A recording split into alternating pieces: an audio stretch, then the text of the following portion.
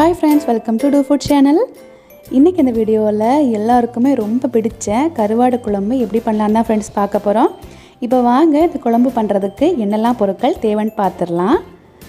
கருவாடு எடுத்து வச்சுக்கோங்க. கொஞ்சமா எண்ணெய், கடுகு, வெந்தயம், சின்ன வெங்காயம், வெள்ளை பூண்டு, பெரிய வெங்காயம், தக்காளி, சீரகம் எடுத்து வச்சுக்கோங்க. அப்புறம் கொஞ்சமா நல்ல மிளகு, பச்சை மிளகாய், புளி கரைசல், தேங்காய் துருவி வச்சுக்கோங்க, மஞ்சள் தூள், வத்தல் தூள், மல்லித்தூள், இஞ்சி பூண்டு விழுது, உப்பு.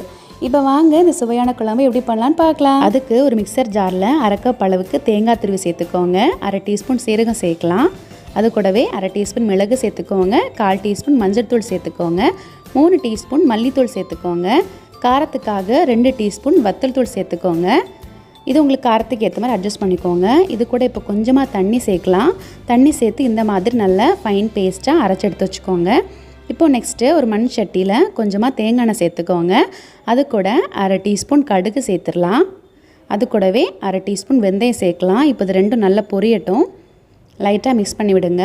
இப்போது 20 சின்ன வெங்காயம், 5 பச்சை மிளகாய் சேர்க்கலாம். அது கூடவே 10 பல் பூண்டு இந்த மாதிரி தொலியெல்லாம் எடுத்துகிட்டு சேர்த்துக்கோங்க. சேர்த்துட்டு நல்லா வதக்குங்க. இப்போ இது நல்லா வதங்கிருச்சு. கொஞ்சமாக கருவேப்பிலை சேர்த்துக்கோங்க. அது கூடவே ஒரு பெரிய வெங்காயத்தை இந்த மாதிரி பொடியாக கட் பண்ணி சேர்த்துக்கோங்க. சேர்த்துட்டு நல்லா வதக்குங்க. இப்போது இது நல்லா வதக்கியாச்சு. இது கூட இஞ்சி பூண்டு பேஸ்ட் சேர்த்துடலாம். இஞ்சி பூண்டு பேஸ்ட் நல்லா மைய அரைக்காமல் இந்த மாதிரி லைட்டாக சதைச்சிட்டு சேர்த்துக்கோங்க. டேஸ்ட்டு ரொம்ப சூப்பராக இருக்கும். ஸோ இதெல்லாம் சேர்த்துட்டு நல்லா வதக்குங்க. இப்போ இது கூட 2 சின்ன சைஸ் தக்காளி இந்த மாதிரி பொடியாக கட் பண்ணி சேர்த்துக்கோங்க. தக்காளி நல்லா மசிகிற வரைக்கும் நல்லா வதக்குங்க. அதுக்கப்புறம் கொஞ்சமாக புளி கரைசல் சேர்த்துடலாம். ஒரு சின்ன லெமன் சைஸ் அளவு புளி எடுத்து தண்ணியில் நல்லா கரைச்சிட்டு இது கூட சேர்த்துக்கோங்க. இப்போது இது லைட்டாக கொதிக்க ஆரம்பிச்சிருக்கு. இது கூட நம்ம அரைச்சி எடுத்துக்கிட்ட அந்த மசாலா விழுதுகள் எல்லாத்தையும் சேர்த்துடலாம். அது கூடவே கொஞ்சமாக தண்ணியும் ஆட் பண்ணிக்கோங்க.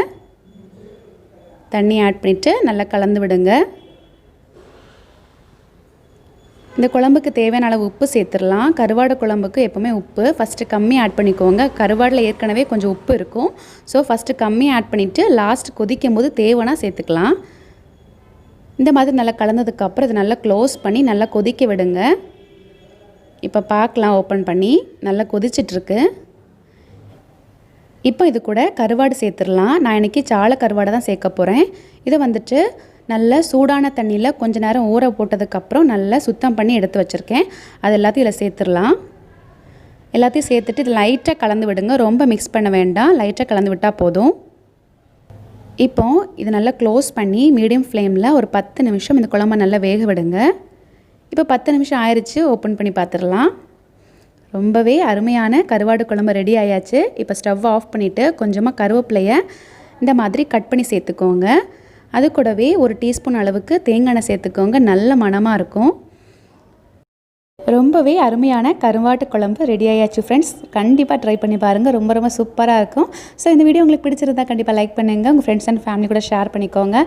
நம்ம டூ ஃபுட் சேனலுக்கு சப்ஸ்கிரைப் பண்ணுங்கள். பக்கத்தில் இருக்க பெல் ஐக்கானை கிளிக் பண்ணிக்கோங்க. Thank you friends.